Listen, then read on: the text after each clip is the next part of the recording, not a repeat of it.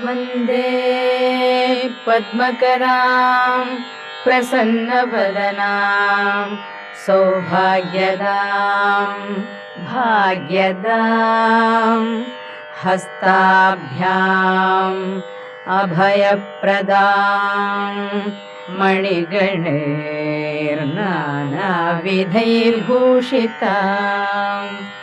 भक्ताभीष्टफलप्रदां हरिहरब्रह्मादिभिः सेवितां पार्श्वे पङ्कजशङ्खपद्मनिधिभिः युक्तां सदा शक्तिभिः सरसिजनिलये सरोजहस्ते